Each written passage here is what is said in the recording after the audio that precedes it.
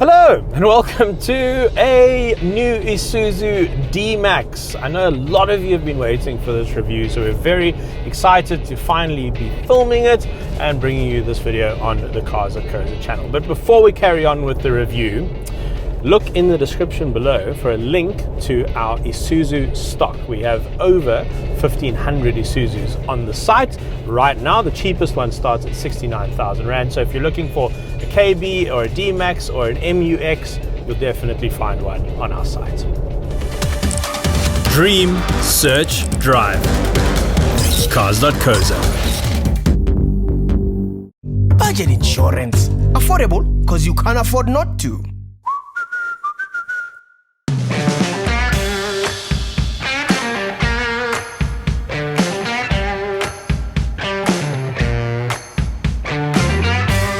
So if you've been waiting for this Isuzu D-Max, we sympathize with you. We've been waiting for it as well. It's been long delayed in getting to our market. And I'm sure if you're interested in this brand, you've already watched an Australian review or a review from the Philippines or something like that, where it's been on sale now for, I think, close to 2 years, definitely over a year. But what happened was when General Motors pulled out of South Africa, they sold the Port Elizabeth Isuzu plant to Isuzu Japan, to the mothership, and they've taken it over and they were going to start building D-Maxes here. And as they bought it, COVID hit and completely derailed all of their plans. They couldn't fly anyone out here to build the plant, they couldn't fly the Japanese consultants over, etc., etc. So everything got delayed. But that does mean, however, that they are now up and running, and this is a proudly built South African product, built proudly in South Africa.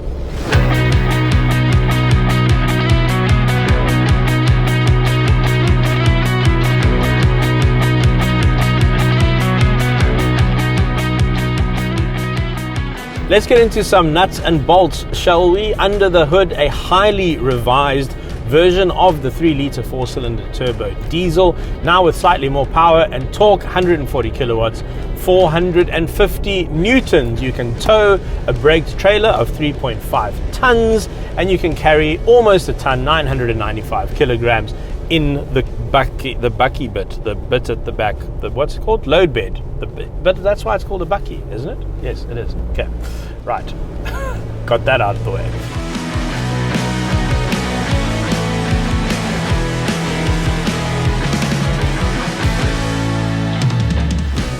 Now, we first got a taste of this motor in the Mazda BT50, which we've reviewed quite extensively on the channel. We'll put some links in the description below to those videos. And Mazda basically relied on Ford to build their Bakkies for a very long time, and then they got divorced from Ford, went over to Japan, found a new partner in Isuzu, and now the BT50 is based on this same chassis, same engine, same gearbox, etc., etc. So we have had a little taste of this car, but everyone's obviously been waiting for the Isuzu iteration of it. And my first impressions are that I was hoping for it to be a little bit more refined. Well, let me qualify that a little bit. So where it is refined is in its ride quality and its comfort and the way it handles road imperfections, and there's very low wind noise, very low cabin noise, in fact quite impressively low actually. But the engine is still quite grumbly. It still sounds a little bit agricultural actually. Not sure if maybe some extra sound deadening might have helped or something like that, but definitely not the smoothest driving engine or the smoothest sounding engine that you're going to get in any Bakkie in South Africa. But I suspect that is something that Isuzu owners will be happy to live with.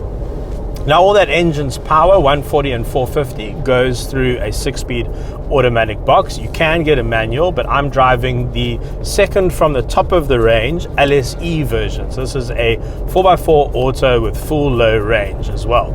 You can get the V-Cross version, which is slightly more expensive. It has all the same running gear, but it's got a couple of extra bits and pieces and some spec and features as standard options. So for our big Bakkie Bonanza, which we published last year, I made this whole cheat sheet of all the Bakkies, and we reviewed 6 Bakkies in one video. Go check it out. And so today I reopened that sheet and I started filling in all the Isuzu's details along the side so I could compare it to the other Bakkies. And it is close as makes no difference to almost all of the Bakkies on that sheet. And we reviewed Hilux, Ranger, Amarok, new P Series, Navara, and Mazda BT50. There's not a lot to separate all of these modern Bakkies. Bakkies have been getting so good, the competition has been so fierce that to compete in this market, your product has to be really good. So there isn't really a bad Bakkie out there. So it sort of comes down now to price and warranty and standard features. So let me take you through the pricing. This is 771,000 Rand, and that compares quite favorably to the, say, Toyota Hilux, which now is over 900,000 Rand for the top spec version. So you can get a Hilux Legend for around this price point, but this is slightly better spec. You also get quite a significantly better warranty and service plan. On the Isuzu, you're looking at a 5-year 120,000 kilometer warranty and a 5-year 90,000 kilometer service plan. In the case of the Mazda and the Hilux and the VW, you're only getting 3 years. So there is quite a lot of value wrapped up into that purchase price.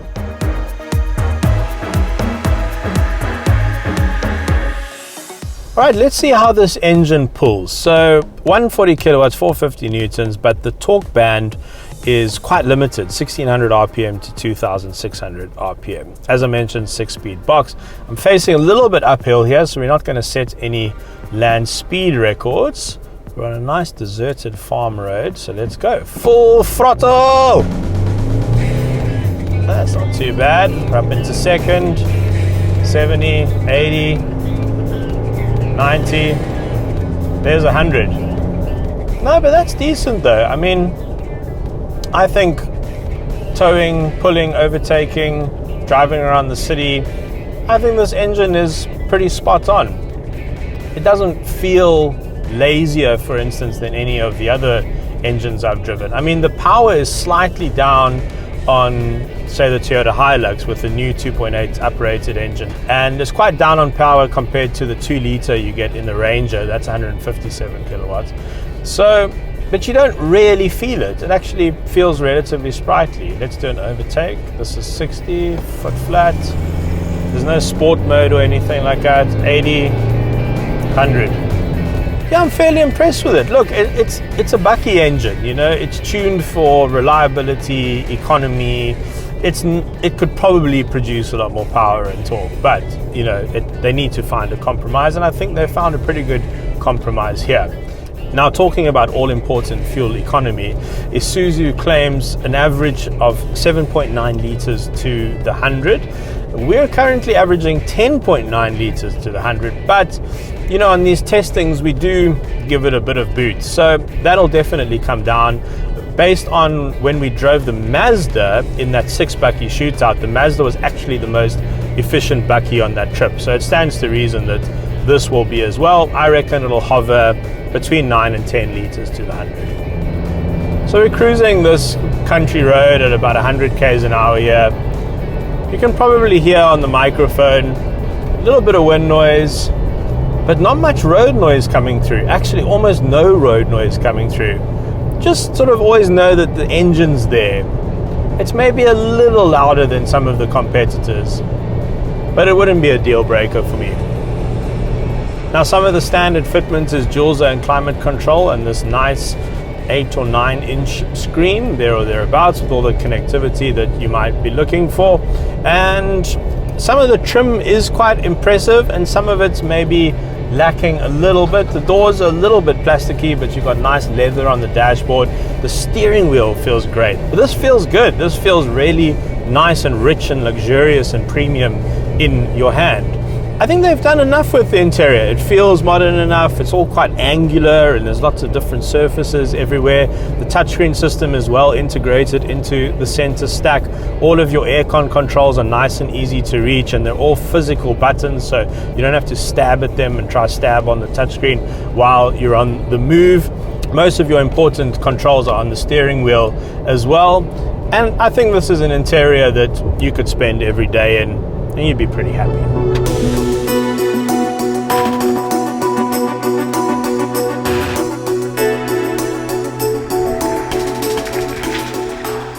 Righty-ho, the interior. Let's start with the key. Look at that. That's quite nice. It looks like Iron Man's chest plate. Very manly, very rugged. Nice key. I always like it when you get a nice key. You know, you spend a lot of money on a car. You want a nice key. So the way I'm going to take you through this interior is by using the phenomenal Cars.co.za app, which is completely free and in the Android, Huawei and Apple app stores. Now, we have a constantly updated new car specs page, all the latest models in South Africa, all the latest pricing, all the latest specs, and we go into serious details. So I have pulled up the Isuzu D-Max 3-litre TD double cab LSE 4x4 Auto, which is the one I'm driving, and I'm going to take you through the spec sheet based on our app. So we're going to get quite granular here, so stick with me.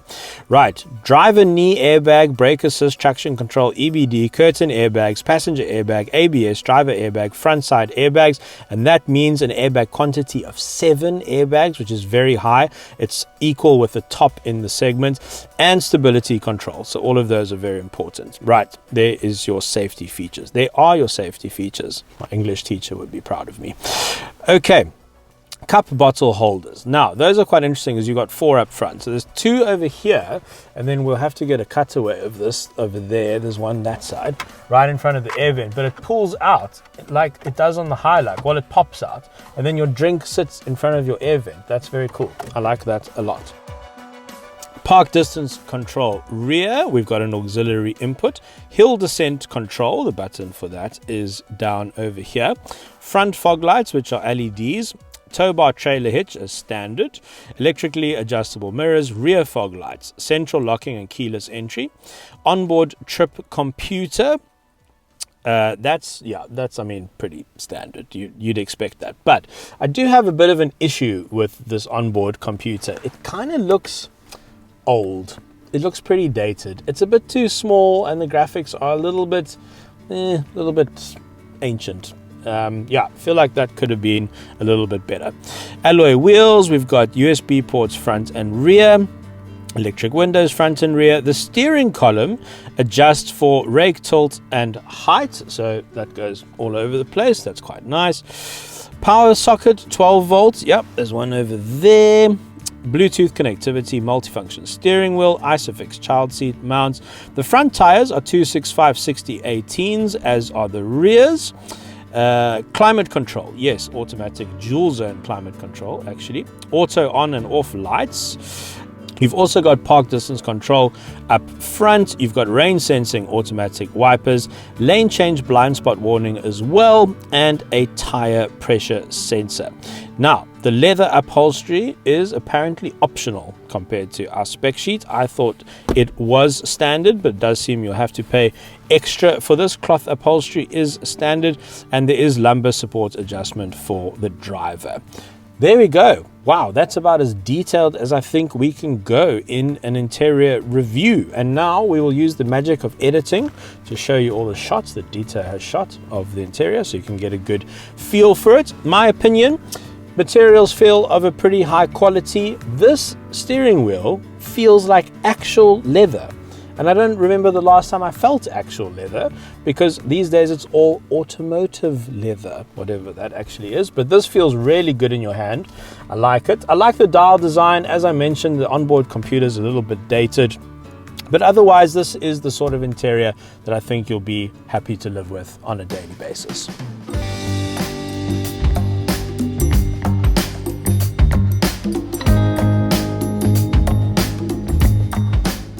let me give you a tour of the rear of the cabin. Over here, Uno USB port with some air vents. Down here, some very nice, very thick rubber mats. These are really, really cool. Got the D-Max logo there as well. These feel expensive and very long lasting. I like those a lot.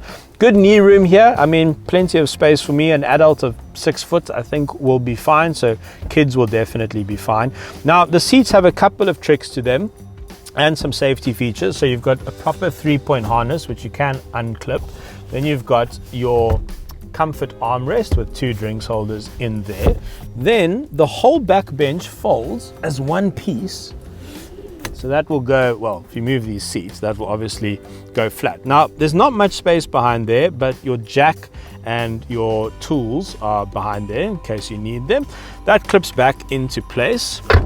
And then the buttresses fold up, which is quite useful. So they fold up in 2 pieces, 60-40, and then you've got this clip, which you put around the headrest. Oh, I can't really reach, but you know what I mean. So it goes there and so it stays up. And then you've got this pretty useful space here to load, I don't know, flat screen TVs, probably. And then there's this nice little touch which they've thought of, which I quite like, to keep the seat belt in a convenient place. So if it's stuck behind the seat, you just put it there and then clip this onto the headrest. And that will keep your seat belt nice and accessible.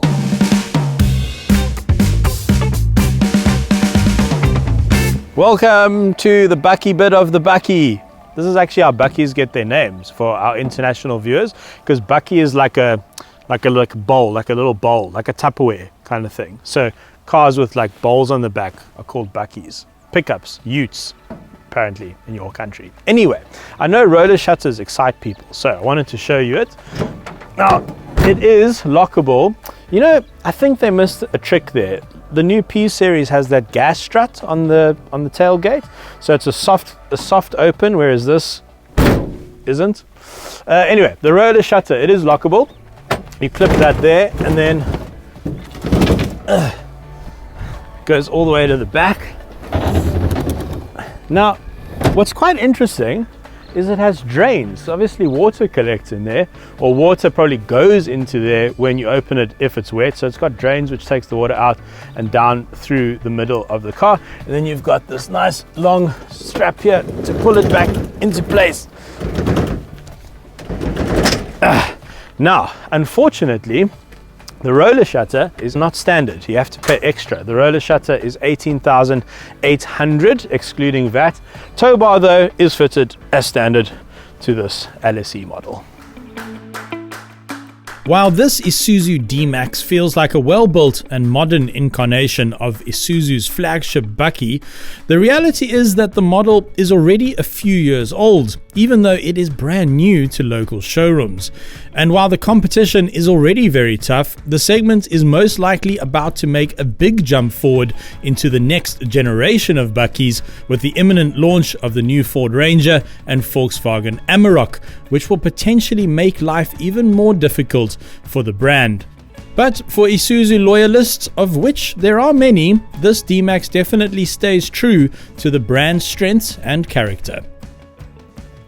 So, should you buy an Isuzu D-Max? Well, I feel like you might have already made that decision. I think people who love Isuzus and nothing else will do, really. In terms of the competition, I would say it's pretty close to the top of the pack. You know, consumers have never had more choice in the Bakkie segment, and for me, it's near the top of all of its competitors. So I would definitely put it on your shortlist. Right, thanks very much for watching. One thing I didn't mention, which I have to get in before we end the video, it does have a rear diff lock. Forgot to mention that. Anyway, thanks very much for watching. Check out all of the KB and D-Max stock on Cars.co.za. There's a link in the description below. If you haven't subscribed, we'd love to have you on board. Give that subscribe button a little click, and we'll see you on the next one. Right, I'm out of here. Be safe. Bye. Do you like clothes? I do. This is available right now on our SentiMETAL shop. Just go to Cars.co.za/shop or look for the description in the link below. See what I did there. Just trying to catch you out. And we've got tons of exclusive merchandise which is designed and made exclusively for our store. I said exclusive twice because it's very exclusive. Also hats. Budget insurance. Affordable because you can't afford not to. Cars.co.za.